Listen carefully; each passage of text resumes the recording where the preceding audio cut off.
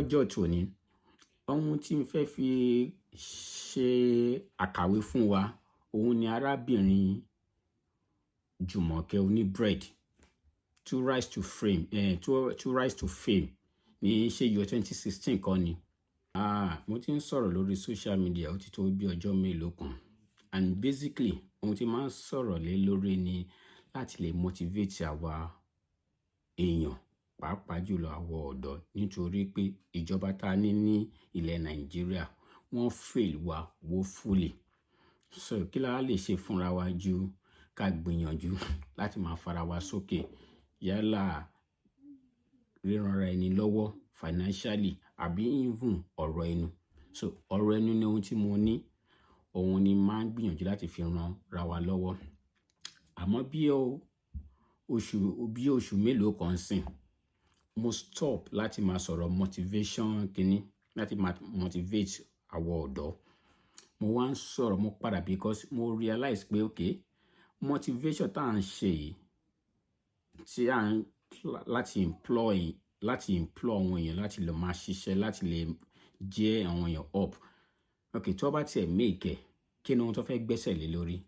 There is something tó yẹ ká kọ́kọ́ ṣe, which is ó dàbí ó ná wọn bí ọgbẹ́ ọkàn wọn, wounds kan tá àti heal. Ó dàbí ẹni tó ń go through trauma ni. Ṣé ẹ mọ̀ pé tó bá ń go through trauma bíi láti trauma kan àbí láti family ẹ̀ bíi upbringing ẹ̀ tó wá ní trauma, ó ń láti go to therapist láti jẹ́ kó take a through ohun kankan, láti heal ẹ̀ kó tó di pé ó máa di pé ó fẹ́ lọ sínú ìgbéyàwó mi àbí láti lọ ṣe nǹkan mi. If not, a máa ní àwọn ìjákulẹ̀ yẹn over and over. So òun náà ọ̀rọ̀ tí wọ́n á sọ lẹ́nu ọjọ́ mẹ́ta ìpè ká kọ́kọ́ kí náà nǹkan tó tẹ̀ jẹ́ mistake tá a máa ń ṣe, kí náà nǹkan tá a kì í kọbi ara sí, tó dẹ̀ jẹ́ pé ìyẹn gangan comes first before láti wá sọ pé à ń motivate ara wa. Èyí ni ohun tí mo ti ń sọ ní ẹnu ọjọ́ mélòó kan. So kò ní pé bí a mo dìre àbí mi ò understand nǹkan tí mò ń ṣe àbí tí mo gbé ètò mi kalẹ̀ lé lórí. Ní ọjọ́ tòní ohun tí n fẹ́ fi ṣe àkàwé fún wa òun ni arábìnrin Jùmọ̀kẹ́ Oníbread to rise to fame ní ṣe yọ 2016 kọ́ ni. I come across the video clip recently lórí internet. Ìyẹn jẹ́ kí màá try láti sáré summarize àwọn nǹkan ẹ̀ ní ṣókí, nítorí mi ò lè play over 1 hour kìíní ni.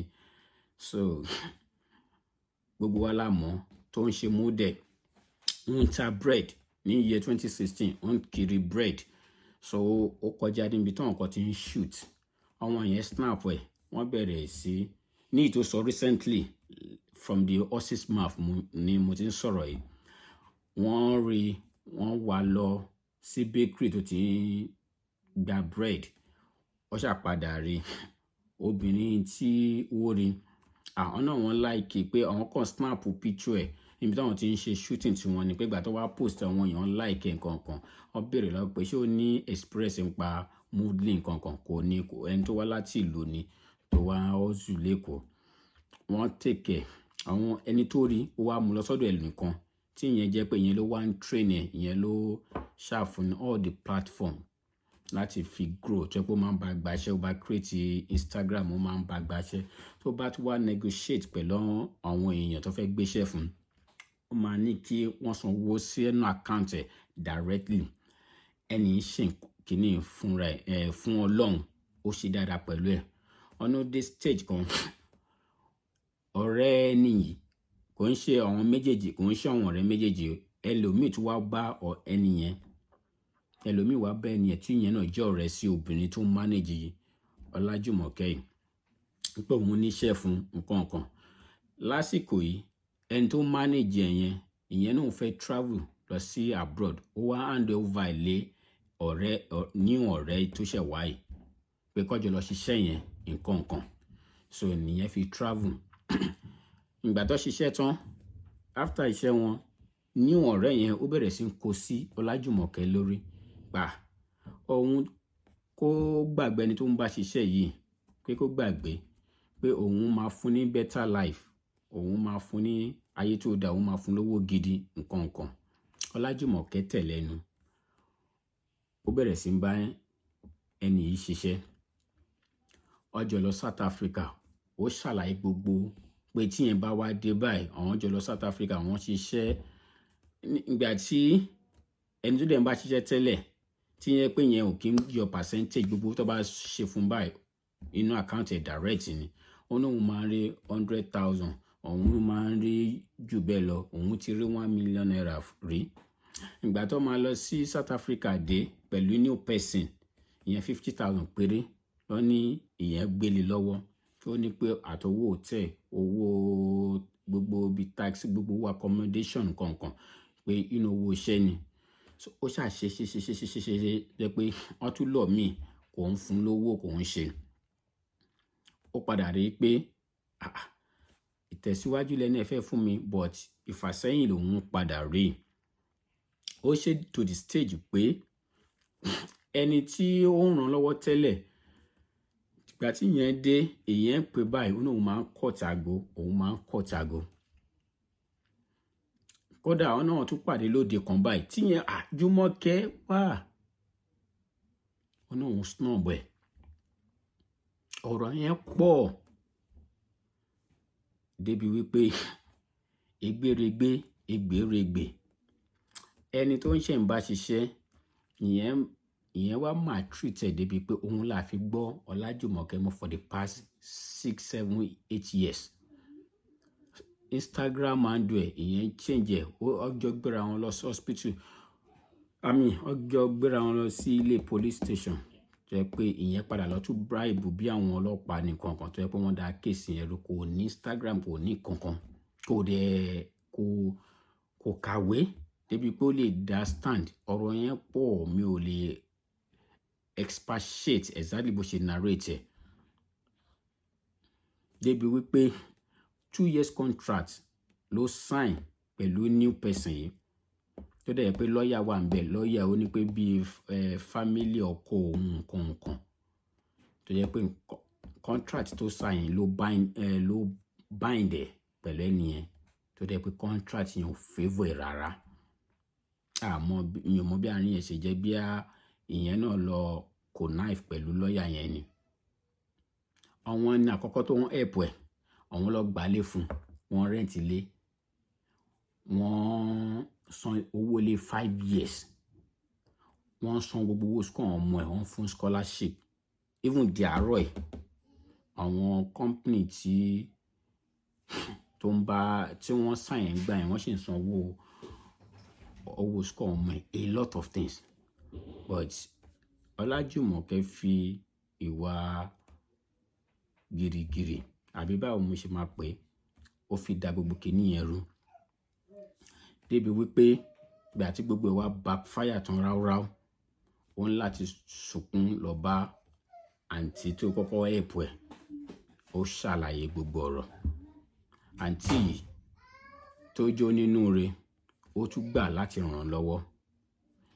Ìyẹn ló tún wá mú lọ bá another ọ̀rẹ́ tó ń ṣiṣẹ́ ní radio station, tó ní pé kó jọ kó help Jùmọ̀kẹ́, tí ìyẹn fara kí pé òun ò lè help pẹ̀lú gbogbo nǹkan tí Jùmọ̀kẹ́ ṣe fún ẹ. Moreover, Jùmọ̀kẹ́ ò gbóyìnbó. Program táwọn ń ṣe èdè òyìnbó ni, òun ń ṣe indigenous kìíní. Kí lórúkọ station yìí ní ó lè sàpá mi lórí pé kò ń ṣe kìíní, but ẹni tún ó bẹ ní ọ̀rẹ́ ẹ̀. So ọ̀rọ̀ yẹn pọ̀ bẹ́ẹ̀. But kí ni mo wá fẹ́ fàyọ ní gbogbo ọ̀rọ̀? Ìgbà tí mo ṣáà listen sí gbogbo kìíní, mo ń láti sọ̀rọ̀ lórí ọ̀rọ̀ Ọlájùmọ̀kẹ́ oní bread. Ohun àkọ́kọ́ tí mo kọ́kọ́ rí nínú gbogbo ọ̀rọ̀ yìí ni wípé,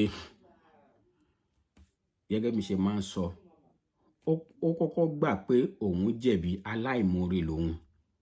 Òun ṣe gbogbo yẹn ló máa ní oore ọ̀fẹ́ láti rí second chance torí àwọn yẹn ti gbà láti ràn án lọ́wọ́ báyìí. Kódà ó ti ń ṣiṣẹ́ ní radio station, àwọn yẹn ti enroll ẹ̀ sí school, àwọn èèyàn wọ́n ti tún dìde ìrànlọ́wọ́ fún, gbogbo àwọn company ti tún dìde ìrànlọ́wọ́ fún. Àmọ́ tá bá wo ìtàn ẹ̀ dáadáa, she is destined to become ṣé rich àbí ọmọ ológo ni. Irú destiny ẹ̀yìn àbí irú time ọ̀gọ̀rọ̀ èèyàn wà tó ń jìyà. Èèyàn kì í ní irú oore ọ̀fẹ́ bẹ́ẹ̀ lẹ́ẹ̀mejì. Guardian angel ni àwọn ẹni tí ó kọ́kọ́ pàdé yẹn, and ẹni tí mò ń sọ̀rọ̀ yìí náà guardian angel ni náwọn yẹn jẹ́ sí. But a kì í ní irú oore ọ̀fẹ́ bẹ́ẹ̀ yẹn lẹ́ẹ̀mejì lẹ́ẹ̀mẹ́ta. So ó kọ́kọ́ gbà pé òun jẹ̀bi torí ó lọ sunkún bá ènìyàn, ó náà ó dì lẹ́sẹ̀ mú lórí tó ń sọ yìí náà ó gbà. But ohun tí ò dá ni pé fún gbogbo olùgbọ́ mi, ẹ jẹ́ ká gbìyànjú láti má jẹ́ ọ̀dàlẹ̀. Téèyàn bá jẹ́ ọ̀dàlẹ̀, even bó ṣe lọ ẹlẹ́ẹ̀kejì yìí àbẹ́lẹ́ẹ̀kẹta tó lọ bá wọn yìí, wọ́n ní ojú àpá ò lè jojú ara. Táwọn yẹn bá trust ẹ̀ ní 100% tẹ́lẹ̀tẹ́lẹ̀, despite pọ́ dísá láti ràn lọ́wọ́ lẹ́lẹ́ẹ̀kejì àbí lẹ́lẹ́ẹ̀kẹta, wọn lè trust ẹ̀ bó ṣe trust ẹ̀ lálákọ̀ọ́kọ́ mú. Ojú àpá kò lè jẹ́ ojú ara. Ẹ má jẹ́ ká jẹ́ ọ̀dàlẹ̀.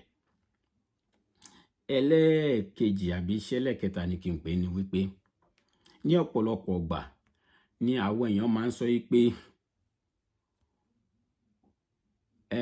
wọ́n ń cheat wa gàgà àwọn olórin record labels, àwọn bí oní tíátà bá àwọn èèyàn tàbá wà lọ́dọ̀ ọ̀gá pé wọ́n ń cheat wa. The question tó yẹ ká béèrè lọ́wọ́ ara wa tá a kì í sọ fúnra wa ni pé ṣé a ní leadership quality tá bá dá dúró? Ṣé a ní leadership quality yẹn? Ṣé a ní kíní yẹn? Torí àwọn kan ló máa nítorí nínú football gbogbo everybody player tó ń gbá bọ́ọ̀ ń ṣe ó mọ bọ́ọ̀ gbá bọ́ọ̀ wọ́n ní manager wọ́n ní coach. Èèyàn kan ló máa scout yàn, ló máa scout talent yàn. Ọlájùmọ̀kẹ́ ṣe òun ló padà lọ mold tó ń ṣe model ẹ̀, òun ló ń ṣe but tó with nísìn báyìí kí ló dé tí ò fi sọ pé okay òun ṣáà ti ní àwọn experiences yẹn àbọ̀ òun ti ní kóun lọ scout láti máa get àwọn iṣẹ́ yẹn fúnra òun. Even tó bá kàwé, má jẹ́ ká sọ pé bí à ń torí kò kàwé, èèyàn lè kàwé but ọ̀tọ̀ọ̀tọ̀ ni nítorí la fi ní division of labour. Àwọn kan wà tó jẹ́ pé iṣẹ́ tí wọ́n ní láti bring the best out of èèyàn, láti mi ò mọ̀ ṣé consultant la máa pè wọ́n. Àwọn ló ń ṣiṣẹ́ yẹn tó jẹ́ pé àwọn ló máa gbéṣẹ́ wà bọ́n ló máa ṣe kìíní. Talent oníkálukú ibi tá máa good sí ọ̀tọ̀ọ̀tọ̀. A kàn máa ń pariwo pé a fẹ́ dá dúró, a fẹ́ liberation, a fẹ́ dá wà, mo ò lè gbà kọ́ cheat mi. Tá a bá ti máa sọ ohun òótọ́ yìí pé ṣé mo ní leadership yẹn? Ẹ wo gbogbo àìmọye artist tó ti kúrò ní record label tó dẹ̀ pé wọn ò lè sustain nígbà tó dá dúró. Kò ní pé voice yẹn máa kúrò ń bẹ̀, ẹ pé wọn ò lè kọrin. But àti manage nǹkan àbí àti pò nǹkan papọ̀ ó le. So a ní láti understand the more ìbára ìfẹ́ sọ pé bàbá ṣe ń pọ̀n dẹ́mọ̀ tó máa ń cheat yàn àbí kíní, a ní láti jẹ́ káwa náà máa understand pé kíní division of labour wà. Èèyàn lè good lórí ilé kéèyàn má good lórí other aspect. So ẹ jẹ́ ká bear in mind pé kò ń ṣe all the time ní kò jẹ́ pé ká máa sọ pé a fẹ́ kúrò. Ó lè jẹ́ wípé ibi tá wà yẹn resources tẹ́ni yẹn náà ń provide inú life àbí inú career wa kò kéré. Tá bá wá sọ pé a fẹ́ kúrò, ẹ jẹ́ ká ti wá gbà pé èèyàn fẹ́ kúrò, èèyàn fẹ́ liberation àbí èèyàn fẹ́ dá èèyàn ogún ọmọdé ò lè ṣeré fógún ọdún, èèyàn fẹ́ dá dúró. Another thing tá ní láti bẹ̀rẹ̀ ni pé ṣé a ti ní that stand, that stand pé tá bá dá dúró tí kò bá tiẹ̀ tí kò bá lọ bá ṣe expect ṣáà ní padà síbi tá a ti sọ pé ó dàárọ̀.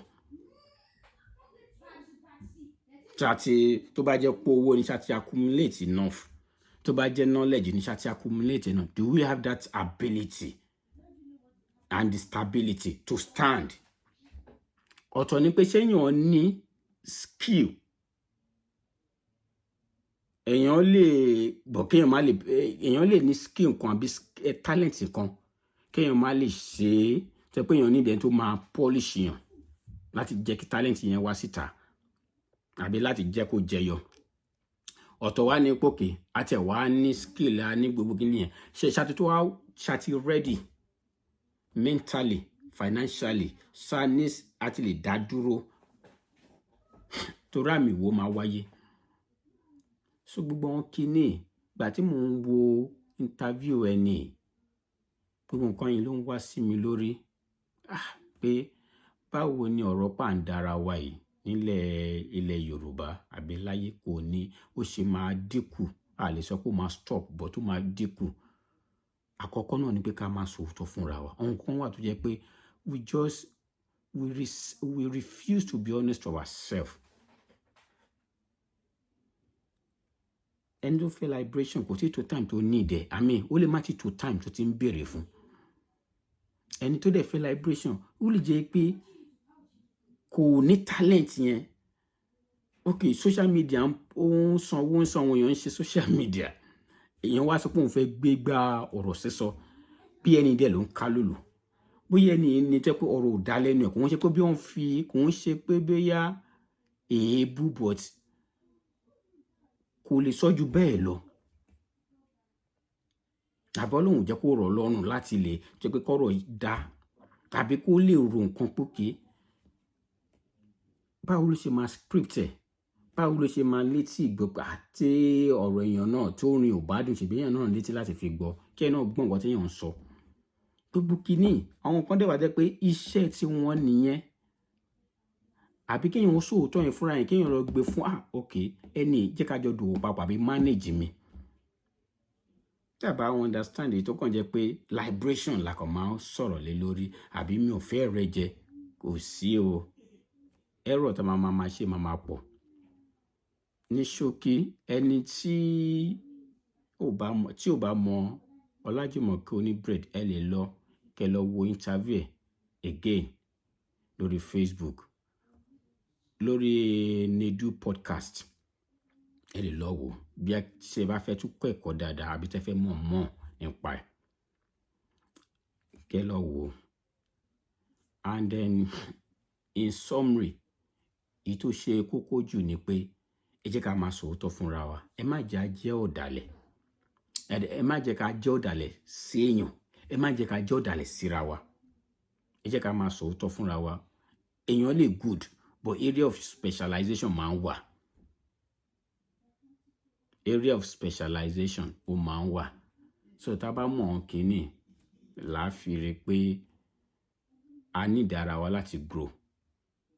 A ní ìdára wa kí èèyàn dẹ̀ máa dàyàn tó bá ti dàyàn ó tiẹ̀ tó ẹni tó bá yẹ pé ó ń ṣe plain báyìí téèyàn bá dàyàn ó máa hard láti gain trust ẹni yẹn padà. Èyí ni ọ̀rọ̀ ìyànjú tí mo ní kí wá gbà wá ní ọjọ́ tòní. Bí ṣe máa ń sọ ẹ jọ̀ọ́ ẹ follow mi lórí social media handle mi Ìjẹ́ Ọmọlúàbí lórí Facebook lórí YouTube TikTok àti Instagram. Ọlọ́run á wà pẹ̀lú wa. Ẹ ṣé.